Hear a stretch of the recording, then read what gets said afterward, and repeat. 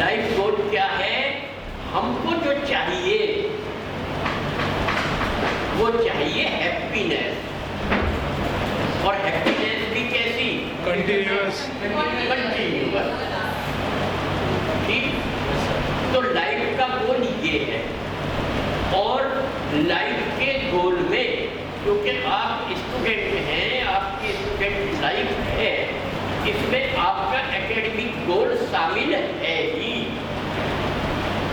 ऐसा बिल्कुल नहीं कहा जा रहा कि भाई पढ़ने में अच्छे नंबर नहीं लाने, हर सब्जेक्ट अच्छे से तैयार करना है। अगर हमने ये कहा है कि हर बच्चे में ये कैपेसिटी है कि वो हर सब्जेक्ट में 100% नंबर ला सकता है, ये हम किस बेस पर कहते हैं कि कोई ना कोई बच्चा किसी ना किसी सब्जेक्ट में 100 लाता है। और जब उसी बच्चे से ये पूछा जाता है कि भाई और सब्जेक्ट में भी ला सकते थे, अगर इतनी ही मेहनत करते, इतनी ही रुचि दूसरे सब्जेक्ट में भी लेते, इतना ही लेबर करते, तो क्या 100 नंबर दूसरे सब्जेक्ट में नहीं आ जाते? तो क्या आंसर आता है? आ जाते। और यदि दूसरे बच्चे भी इतना ही इंटरेस्ट ले, इतने ही अटेंशन से काम करे, तो वो भी 100 नंबर ला सकते हैं या नहीं? ला सकते हैं या नहीं? आप जरूरी नहीं है हमारी बात से सहमत हो, एग्री हो, जरा सोच के देखिए।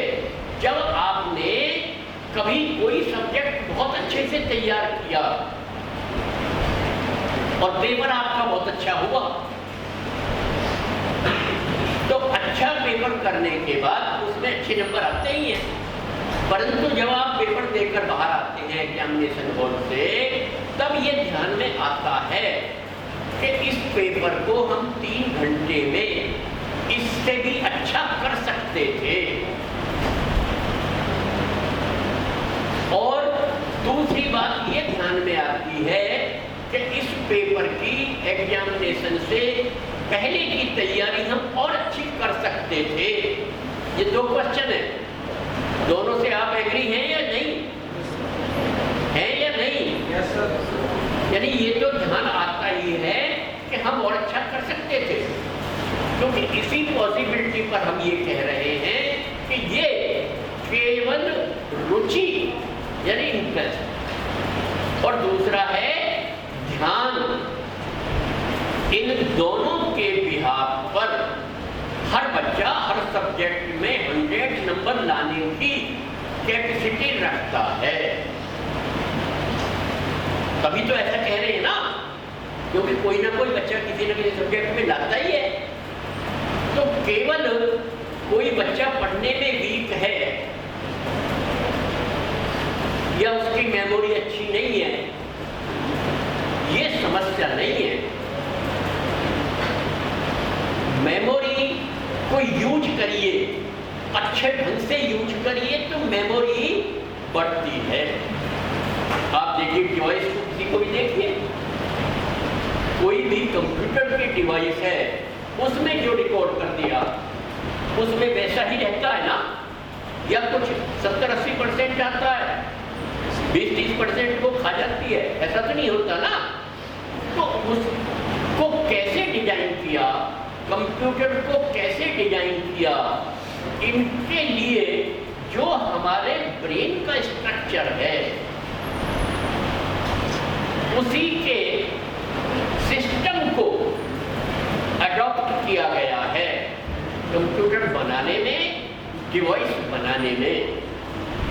और हमारा सारा मेमोरी का जो भी हम सुनते हैं, देखते हैं, पढ़ते हैं या टच करते हैं या सूंघते हैं, ये सारी सेंसेशन हमारी नर्वस सिस्टम के थ्रू कहाँ जाती हैं? कहाँ जाती हैं? ब्रेन में।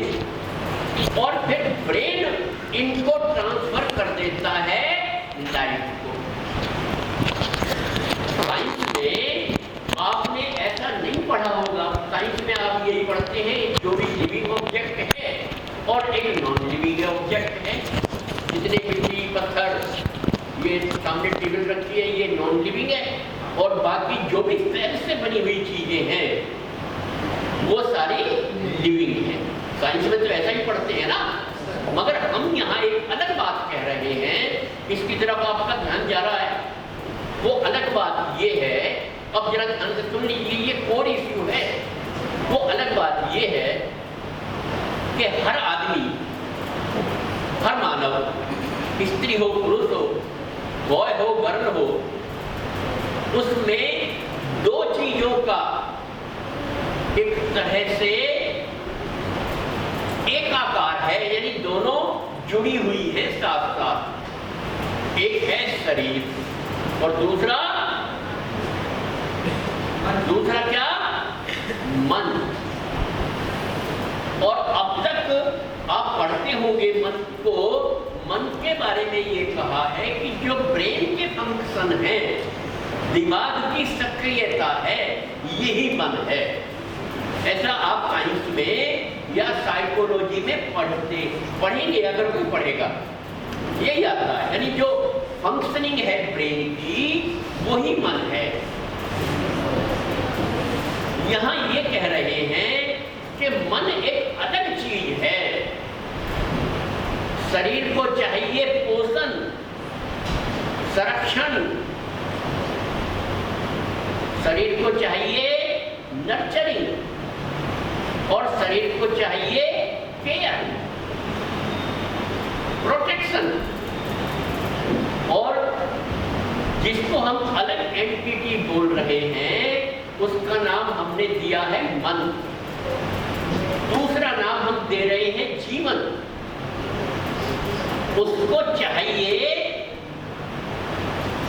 वो कोई भौतिक रासायनिक नहीं है। भौतिक रासायनिक तो शरीर है, बल्कि शरीर तो सारा रासायनिक ही है, सारा केमिकल है।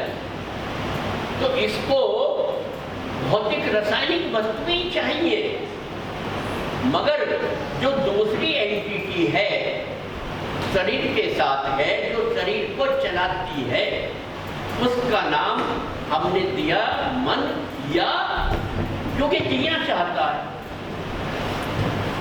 जो जीना चाहता है इस बेस पर इसका नाम दिया जीवन। ये आपको एक्सेप्ट हो रहा है या नहीं? बताइए, हो रहा है? तो जो जीना चाहता है उसका नाम दिया जीवन।